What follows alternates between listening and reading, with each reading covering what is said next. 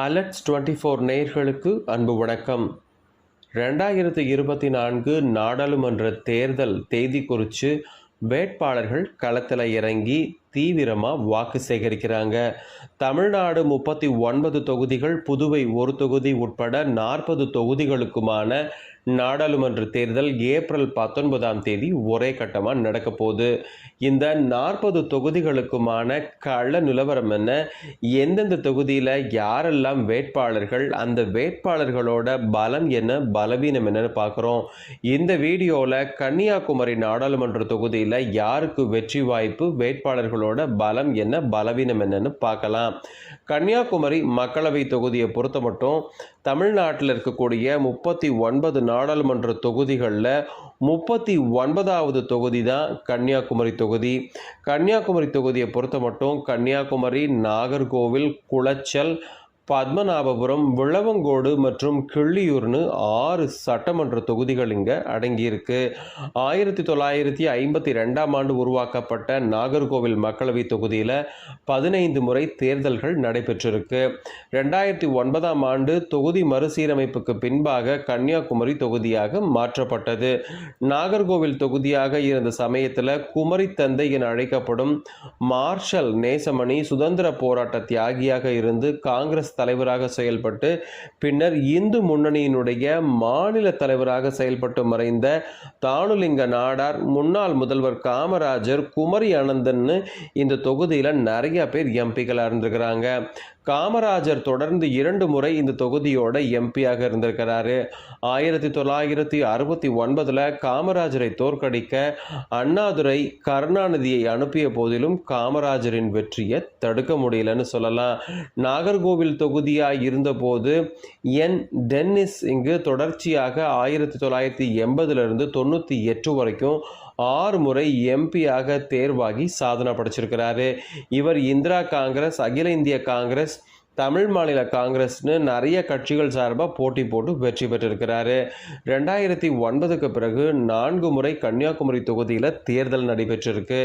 இதில் Helen Davidson, Pon Radhakrishnan, H Vasanthakumar மற்றும் அவருடைய மகனான விஜய் வசந்த் எம்பிக்களாக இருந்திருக்கிறாங்க. 2019 பொது தேர்தலில் காங்கிரஸ் சார்பாக போட்டியிட்ட வசந்தகுமார் வெற்றி பெற்றார். ஆனால் அவருடைய மறைவை அடுத்து 2021 அங்கே இடைத்தேர்தல் நடைபெற்றது.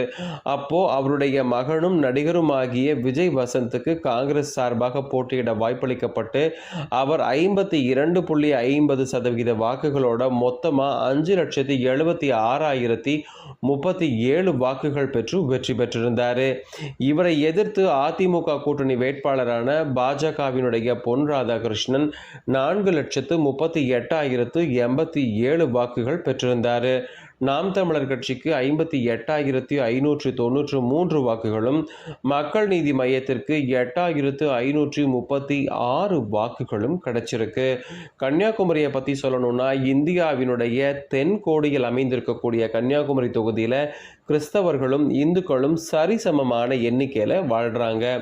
இந்த தொகுதி எப்பவுமே தேசிய நீரோட்டத்தையே விரும்பக்கூடிய ஒரு தொகுதின்னு சொல்லலாம்.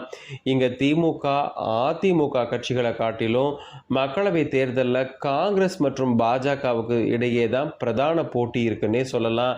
இந்த 2 கட்சிகளுமே கணிசமான எண்ணிக்கையில் வாக்காளர்களை அவங்களோட வசத்தில் வச்சிருக்கிறாங்க. முக்கடலும் சங்கமிக்கும் இடம், மேற்கு தொடர்ச்சி மலை, 5 லட்சம் தொழிலாளர்கள் நேரடியாகவும் மறைமுகமாகவும் வாழ்வாதாரம் பெறும் ரப்பர் தோட்டங்கள், ஆண்டுக்கு 1000 கோடி ரூபாய் அந்நிய செலாவணி ஈட்டி தரக்கூடிய மீன்பிடி தொழில், பிரசித்தி பெற்ற சுற்றுலா தலங்கள், தென்னை, நெல், வாழை தோட்டங்கள், பூ விவசாயம்னு கன்னியாகுமரிக்கு பன்முகத்தன்மை கொண்ட நிறைய அடையாளங்கள் இருக்கு.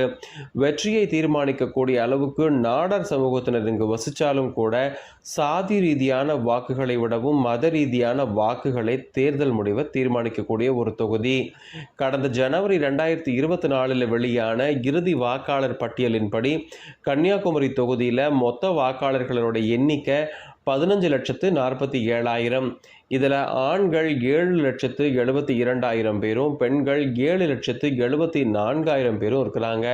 2024 நாடாளுமன்ற தேர்தலில் கன்னியாகுமரி தொகுதியில் களமிறங்கக்கூடிய வேட்பாளர்கள்னு பார்த்தா திமுக கூட்டணி சார்பாக காங்கிரஸ் வேட்பாளராக விஜய் வசந்தும், பாஜக கூட்டணி சார்பாக பொன் ராதாகிருஷ்ணனும், அதிமுக சார்பாக ஃபசலியான் நசரத் அவர்களும், நாம் தமிழர் கட்சி சார்பாக மரிய ஜெனிஃபரும் போட்டி போடுறாங்க.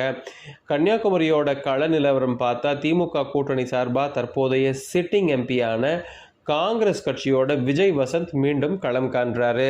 சிறுபான்மை சமூக வாக்குகள் திமுக கூட்டணி, அவருடைய அப்பாவினுடைய வசந்தகுமாரின் இமேஜ்னு இவருக்கு நிறையா ப்ளஸ் இருக்கு. பாஜக சார்பாக முன்னாள் மத்திய இணையமைச்சர் பொன் ராதாகிருஷ்ணன் மீண்டும் களம் காண்கிறாரு. ஏற்கனவே எம்பியாக இருந்தபோது செயல்படுத்திய திட்டங்கள் இவருக்கு நன்மதிப்பை தரலாம். அதே போல ஆளும் திமுக மேன அதிருப்தி வாக்குகளை அறுவடை செய்யலாம்.